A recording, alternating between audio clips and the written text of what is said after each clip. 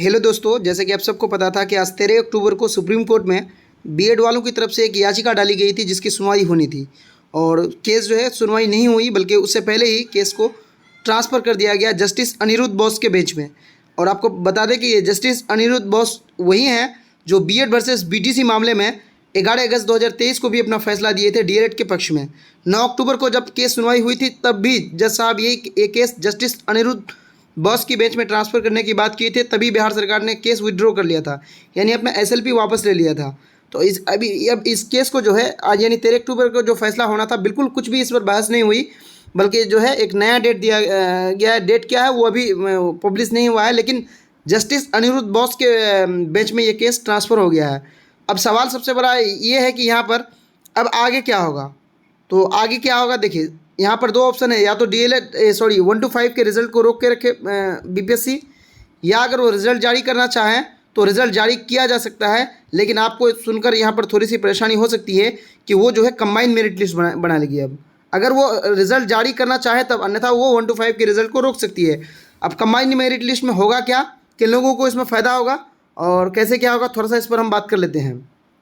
देखिए combined merit list में ये होगा कि मान लेते हैं बिहार में 80,000 प्राइमरी सीट पर एग्ज़ाम हुआ है, और इसमें ये देखा जाएगा कि यहाँ से बीएड में कितने लोग क्वालिफाई हो रहे हैं, 80,000 के अंदर कितने मेरिट में आ रहे हैं, और डीएलएड में कितने लोग यहाँ से जो है 80,000 के अंदर क्वालिफाई कर रहे हैं। तो जितने लोग मान लेते हैं कंबाइंड मेरिट लिस्ट का यही मतलब होता है कि जितने लोग डीएलएड किए हुए हैं और इस 80,000 के कट ऑफ को आ रहे हैं, मान लेते हैं 40,000 डीएलएड अभ्यर्थी जो है इस 80,000 सीट में जितना भी कट ऑफ होगा उस कट ऑफ को पार कर रहे हैं, तो इन 40,000 की बहाली करा सकता है बिहार सरकार। बाकी जो 40,000 सीट बच जाएगा जिस पे बीएड अभ्यर्थियों की सिलेक्शन होगी, तो कोर्ट के फैसले तक उस पर जो है रोक रहेगी। अगर कोर्ट जो है सुप्रीम कोर्ट फाइनली ये फैसला दे देगा कि बीएड वाले 1 to 5 में एलिजिबल है, तो बाकी के 40,000 में बीएड वालों की बहाली होगी।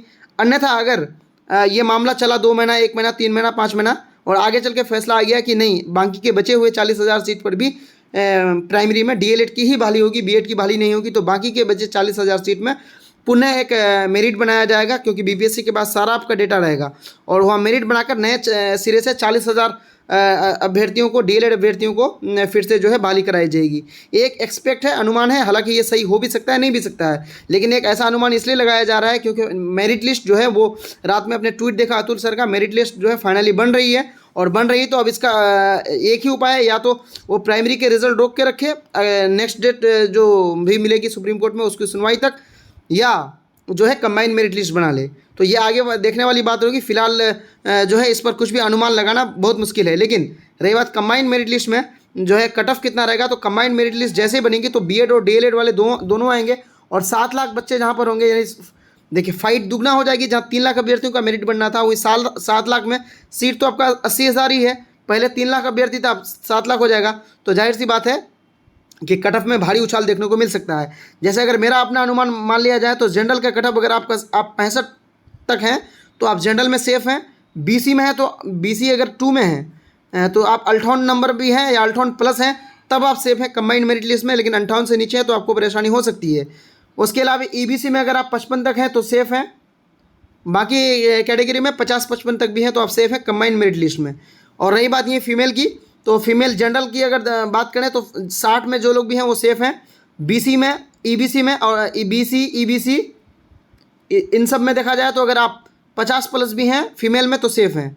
तो एक अनुमान है, हालांकि ये अनुमान सही भी हो सकता है, नहीं भी हो सकता है, बस सिर्फ एक अनुमान है। लेकिन अगर कंबाइंड मेरिट लिस्ट हुई तो उछाल देखने को मिलेगी मेरिट में, इसमें कोई जो है दोहराई नहीं है।